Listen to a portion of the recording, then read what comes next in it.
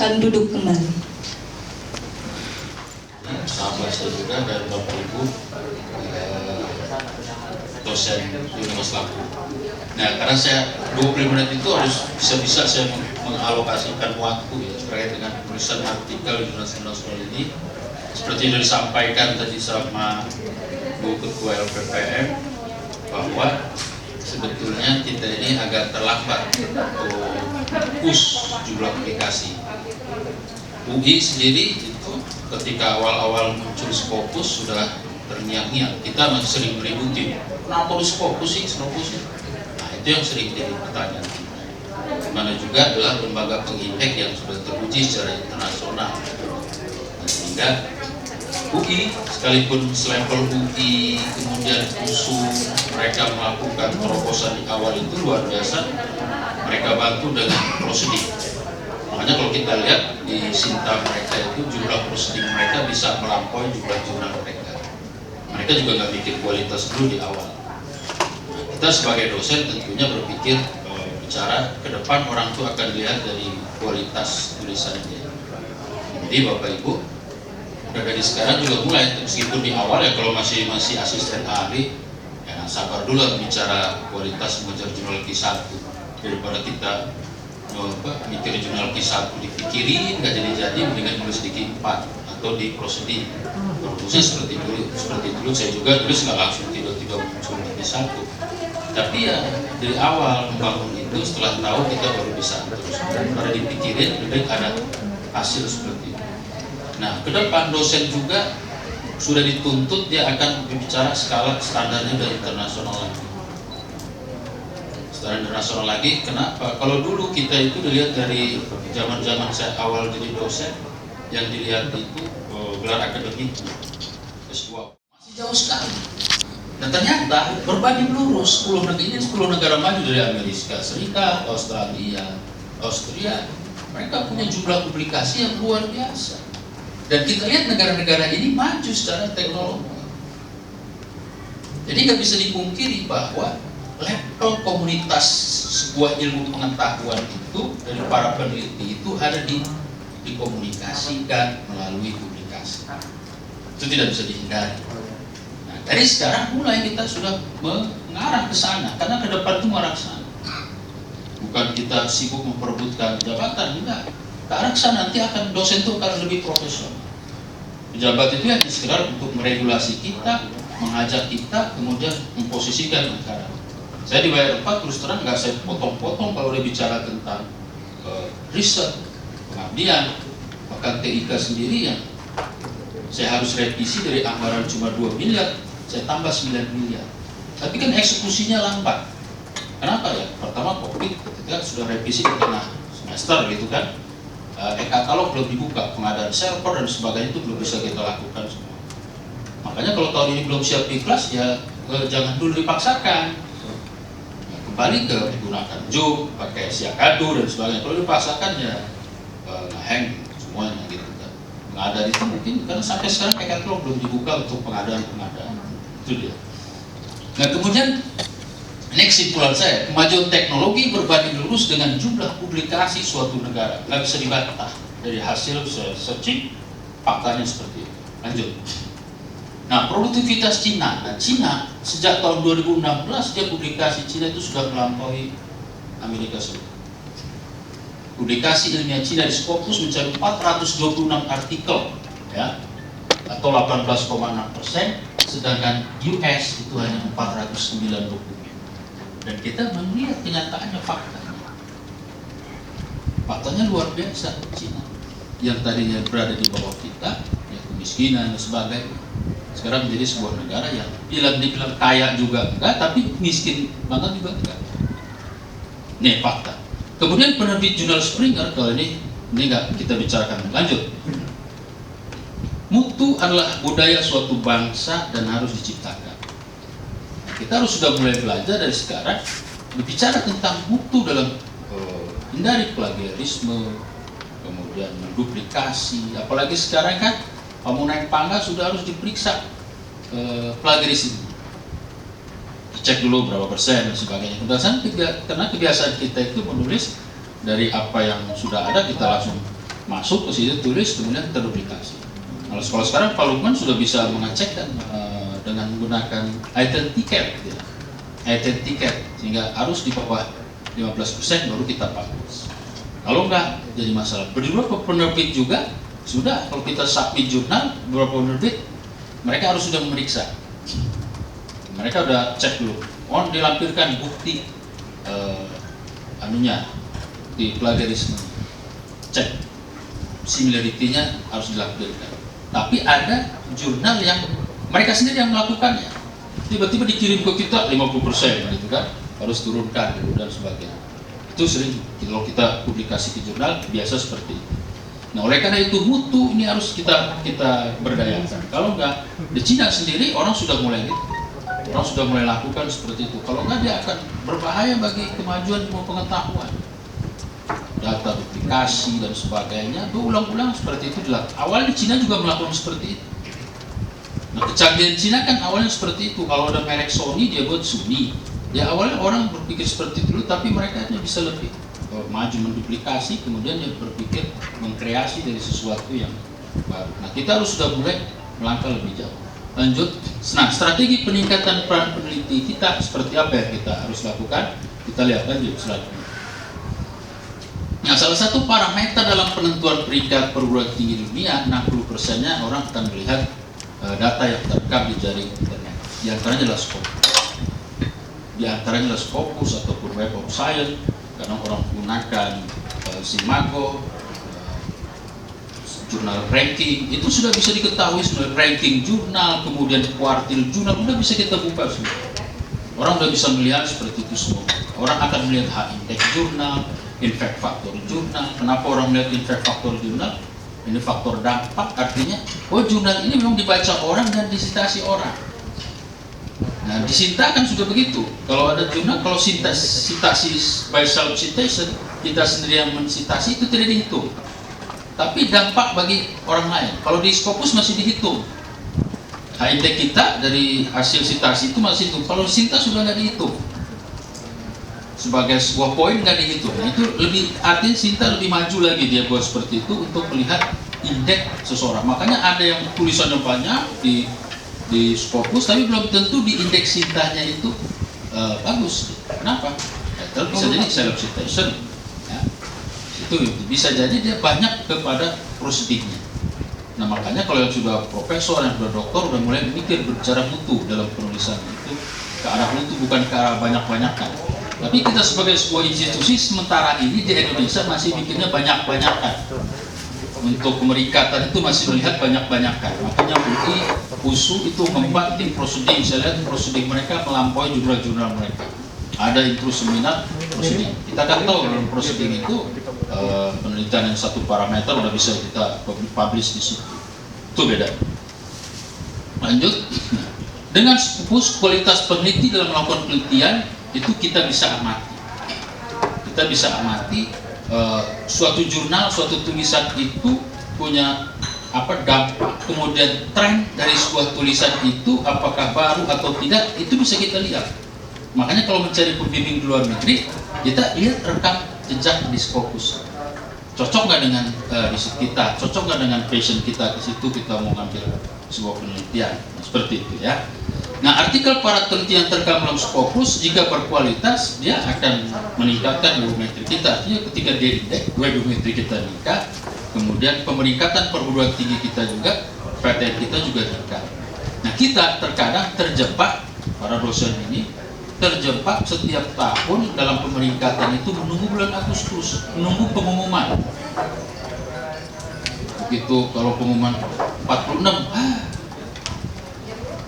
begitu 29, pengennya kita sebelum bisa, tapi tidak pernah berpikir sebelum itu diumumkan sejauh mana produktivitas kita, karya kita, sumbangsih kita itu apa. Itu nggak pernah terjadi. Kalau kita ini punya 1.500 dosen. Nah, seharusnya yang dipikir itu kita berbalik, apa kontribusi kita untuk meningkatkan pemeringkatan. Sejauh mana pemeringkatan itu? Nah, kita nggak pernah berpikir seperti itu. Asal udah pengumuman sibuk gitu kan, wah kalau jelek kita bully pimpinannya kan, Nah, kalau jelek, kalau bagus diam aja gitu, juga nggak akan beri apresiasi gitu kan. Itu sudah biasa, kalau pemimpin itu udah paham seperti itu. Ada ininya, ada afiliasinya. Afiliasi juga macam-macam, kita boleh afiliasi di tempat kita sekolah, pada waktu kita sekolah, atau afiliasi Unila. Tapi kalau profesornya baik, kita boleh, Pak boleh nggak saya tulis dua-duanya? Boleh. Anda boleh menulis sekolah Anda sekarang dan tempat Anda kuliah, itu yang kayak terakhir itu ya. Nama saya nomor 1,2 ya, artinya 1 di Yamaguchi University, yang kedua di Unila. Karena kalau kita nggak ada nama Unilanya, tidak dinilai oleh Unila.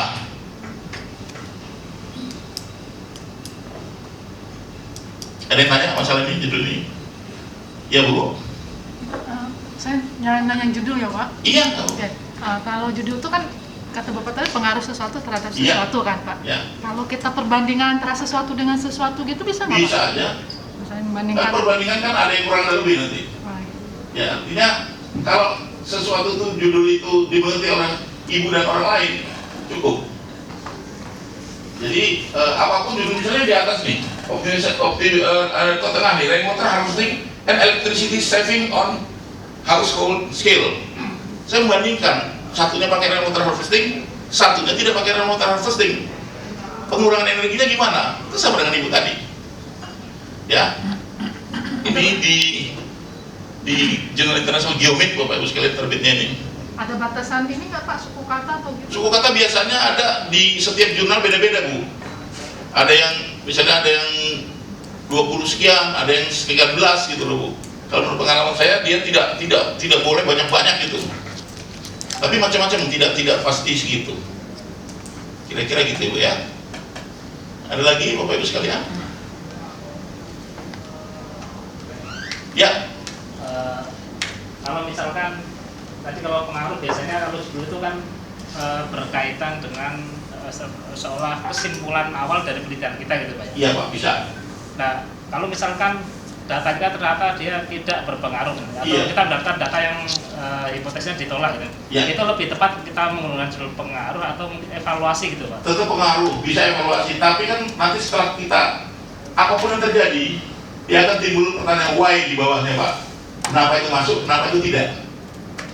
Dan tadi hipotesa itu bisa ada dua kan, diterima atau tidak diterima. Nanti pasti diskusinya ketahuan nanti apakah hipotesa Bapak itu masuk atau tidak masuk. Kalau tidak masuk kenapa? Kalau masuk kenapa? Pasti akan Bapak menerangkan di situ nanti. Tetap pengaruh berarti Pak? Tetap Pak. Tetap pengaruh itu isinya global luas ya. Evaluasi juga boleh. Artinya evaluasi itu kalau Bapak sudah punya jawabannya, harusnya diginikan gitu kan Pak. Tapi kalau misalnya Bapak belum punya jawaban, ya udah tetap pengaruh saja. Pengaruhnya kayak gini jawabannya ya nanti dulu gitu. Jadi semua peneliti itu bebas Bapak Ibu sekalian, Bapak Ibu mau apapun tulis aja. Karena apa?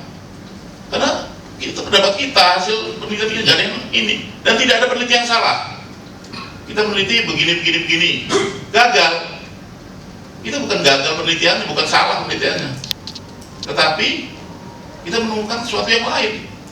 Ketika hasilnya kira-kira A, tapi tiba-tiba B, timbul lagi Y lagi, paper lagi, satu lagi kata Pak Arso tadi itu.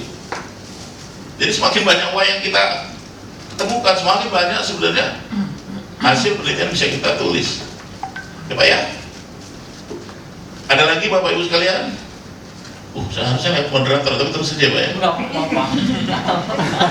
Iya, TikToknya enak. Iya, suka lupa saya, lupa daratan. Ada lagi Bapak Ibu sekalian? Nah, Bu silakan terus. Habis. Nah, ini pendahuluan. Pendahuluan ini latar belakang. Latar belakang saya katakan tadi, kita cerita tentang apapun ya yang mau kita nggak sengaja gitu ya. Dibuat, oh ya kita sebut dengan plagiat atau citasinya nggak ada. Padahal citasi itu yang dikatakan oleh Pak Aco, dia itu penting mengatakan, memberikan semacam respect terhadap karya orang. Nah ini yang perlu kita Pak. Nah, apa yang menjadi kerisauan kita di etika? Dia pelanggaran kode etik tulisan maupun tulisan maupun penulis. Ini kode etik. kita mengatakan bahwa kita meng-copy paste dan kemudian tidak mensitasi, itu adalah kode etik. Ini yang perlu dipahami setiap peneliti dan setiap penulis. Ini langkah yang apa? Dan ini banyak ya, kita saya jadi reviewer di angka kredit mengenai pangkat banyak sekali. Tetapi ya orang Indonesia banyak pemaafnya. Ya kalau dihukum semuanya jadi nggak satu nggak naik pangkat, yang kedua adalah dia ini akan keluar dari komunitas dosen. Ini banyak sekali sampai hari ini menjadi persoalan kita. Kenapa itu ya? Kemudian budaya membaca menulis kita yang rendah. Kita saat membuat jurnal, membuat apa? Karena kita yang terlintas di pikiran kita yang apa? Nanti saya ingin berbagi bagaimana dalam 10 bulan saya mau mencoba membuat dengan apa? Berdasarkan research. Bagaimana strategi? Budaya mendengar lebih melihat, kita nonton TV, YouTube, itu kan lebih apa? Apalagi kalau ada gosip, gitu. Kita lebih senang dengar gosip di YouTube. Ya itu makanan sehari-harian bagi dia grup, kirim, send, banyak lah gambar-gambar dan apa, dan itu kita konsumsi. Membaca WA itu mungkin lebih dari membaca literatur bagi kita. Ini yang perlu. Saya termasuk di situ, tetapi saya mencoba mengurangi porsi itu. Ya, dengan WA group. Kita WA group itu terlalu banyak. Jadi saya sih punya 2 HP, yang satu sosialita saya anggap grup SMA, grup SMP, SD, sekampung dan sebagainya. Ya, jadi kalau dulu jam 10 itu udah habis lowbat, terpaksa ngecas lagi, terpaksa dipisah. Kalau kita keluar dari grup, ya agak sombong dan sebagainya. Ini menjadi budaya yang tepat. Kemudian kita melihat pada etika istilah, etika moralitas atau perilaku yang baik dan pantas serta patuh. Secara luas tata krama, tata tertib, disiplin, aturan, sopan santun, peranatan, norma, baik kemanusiaan maupun agama. Nah, kita sekarang terjadi penurunan etika karena kita dengan senior kita lihat di